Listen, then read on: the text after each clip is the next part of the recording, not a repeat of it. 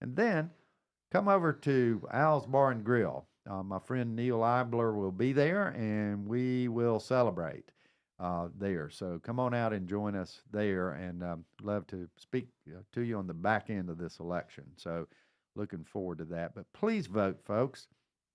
And There, remember to take your ID this year. Voter ID's yes, Yes. passed in North Carolina, thank goodness. So remember to have your ID with you and be prepared to show it at the polls either during early voting or on election day. And then I'll put in a plug for Woody's Church on Saturday. If you go vote early, go by Mount Zion and have barbecue for lunch. it's a And it's perfect. delicious. It is delicious and a wonderful thing to do. But that is Mount Zion United Methodist Church having their annual barbecue. It's like a mini Mallard Creek. Starts at 11 o'clock. Starts at 11 o'clock and goes till they run out, which is sometimes pretty soon. Hmm. We'll have a great crowd. I know the weather's going to be wonderful. So we're going to try to take a break and run through the barbecue and eat real quick and then go back to the polls. So looking forward to that great event, and it's some of the best barbecue you will have anywhere, including Mallard Creek, in my opinion. So anyway, it's not only about the election in Cornelius that's going on right now. It is important who gets elected in our surrounding towns. I Absolutely. think Andy, you let you cover that, but looks like even up the highway a piece, it looks like the town of Mooresville is going to have a new Mm-hmm. mayor this time. It is Mooresville and Huntersville, both ends of our Hmm. region are going to have new mayors this time. You got a spirited election up there. Chris Carney seems to have a lot of momentum there. Former longtime town board member and then a state senator has given a lot back to that community. There's another town commissioner running against him, but it seems like they've got a pretty spirited race there to figure out vision on the north end of the lake. A lot of the same. It's the same. The thing is, it's the same issues. Huntersville, Cornelius, Davidson, Mooresville. People want to live here because of the lifestyle here, what we built in these communities, and it's a battle of how do we balance people trying to move in with preserving what's great about these towns. So that seems to be the discourse there. Going south down 77 to Davidson. You can sleep through their election. I would still encourage you to do your patriot dues, show up at the polls and vote. But you've got a mayor and 5 town commissioners running unopposed. People in Davidson pretty happy with what's going on now, which is an interesting contrast. It hasn't been many years. What was it? 6 years since Davidson was the hottest election in the Lake Norman Hmm. It's region a when Mayor hotbed for sure. when Right. Mayor Knox put former Mayor Wood to bed and out to pasture. That's exciting times there. Either people are scared of Rusty or think he's doing a great job because nobody's run against him since then. So my congratulations to him. As long as he remembers to vote for himself, he'll get another term. So that's Davidson's kind of the sleepy election, and then Huntersville and Cornelius are fighting over the fireworks down here. And Huntersville, you've got 17 candidates for town commissioner. If you live in Huntersville, make sure you look at both pages of the ballot. Not all the candidates fit on one page. And then you've got 3 candidates for mayor, open mayor seats. Like I said, the bookends of our region, you're going to have new mayors in both. Intriguing elections there. Huntersville's turned a little more mudslinging, I think, than the rest of the area, and partisan politics have reared its head there. But you've got some good experienced candidates on town commission. Folks like Amber Kovacs and Rob Kidwell have done an excellent job running for reelection. I think you've got some intriguing newcomers looking at running there.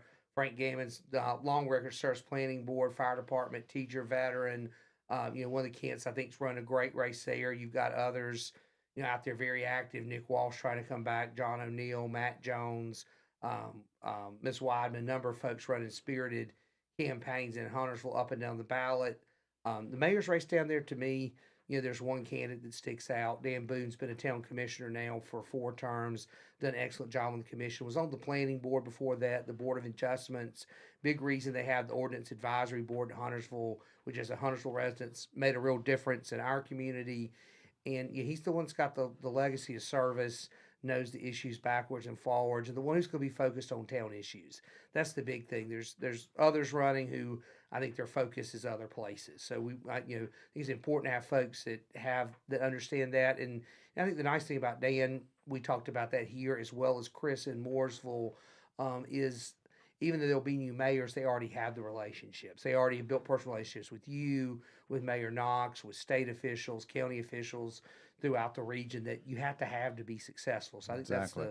that's the nice thing there. But it's Cornelius and Huntersville are going to be, I think, where the fireworks are on Tuesday and where you want to watch, seeing high turnout for municipal elections in those towns. So I encourage folks, turnout's high. That means you need to get out and vote, make your voice heard, because somebody else is going to make decisions for you if you don't.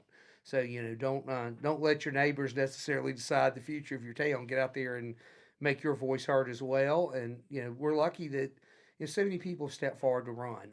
I know you and Sharon know. It's a huge commitment to step forward and run these offices. It consumes your life during the months of these campaigns, keeps you up at night. And local offices, you're doing a lot of it yourself. So I salute the people I agree with and the people I don't, the people that I'm in between on. I salute you for stepping forward to run. It really, really is a commitment to do that and a dedication to our community. Yeah, the campaign part of it is certainly painful at times, particularly when the weather's not good. But I'm looking forward to working with this new group. Uh, it will change in dynamic some. You're right. Dan Boone does have quite a resume, and I've known Dan Boone. Goodness, I've known him most of my elected career here in town, and think a lot of Dan. Uh, and certainly Rusty as well. Rusty's a little bit younger than I am, but I did know him way before his political life, and I've known Chris. And what's interesting about Chris Carney is he's Robert Carney's brother. That's exactly So right. if we could get a commissioner on our town board and have the mayor of Mooresville be related, it couldn't get any better than that. But It could not, and Robbie's got great relationships too from the economic development world that can be put to work. So I think that's a good thing. One more note on Rusty. I mean, if you don't know Rusty Knox, do you really live in Lake Norman? Exactly. If you haven't met Rusty Exactly. somewhere, if you don't know Rusty, you probably don't really live here. Well, that is very, very true, and he's one of those Knoxes, just like I'm one of those Washams, Exactly. right? Yes. Two It's of the old families. I mean, I think there's one thing that people can't doubt is how much Washams and Knoxes care about this community, and I think that's important. I mean, that's one of the things that jumped out at me the first time you ran was people that had only been here a few years. It mattered to them to have somebody that this was their hometown, who had lived here their entire life, who understood the history of the community, because they knew you were dedicated. You weren't gonna move midterm. You weren't gonna, you were in it for the long haul. You cared about the community, and it's important. We're lucky around here, even as much as we've grown, to have families like the Washams and the Knox who have deep roots in the community, who are still willing to step forward and serve and be a bridge from the past to the present to the future. well, I think Rusty and I have certainly one thing in common. We're just committed to our towns. We really are. Our roots run deep. And I had a few folks call me about, well, John Bradford's running for state treasurer. Maybe you ought to look at, District 98. And I thought about it about 3 seconds. Sharon thought about it about 1 second. And that's just not where I want to go. It's really not. I don't have future political plans. I'm at a point in my life that being mayor of Cornelius is an absolute pleasure. And, I need to do the best I can do for my hometown. And that'll be a good way. I don't know how long I'll be doing that, but that'll be my plan for the future until we really get in the travel cycle and start hitting the road. So I've got a little time left, and I think we got a little bit more to actually give back to this community. So I'm totally looking forward to that. But it's going to be an interesting race. I've mentioned a few commissioners that I know well. But there's other good ones that are running too in my town and others. And please go vote, folks. That's the thought I want to leave with you today as we wind this session of About Town down. Thank you, Sharon Washam, your first lady here in Cornelius, and Andy Yates, political consultant supreme. And we appreciate all Right. this input, and we hope you will have a great day. And go vote, folks. Mayor Woody Washam here, About Town. See you next time.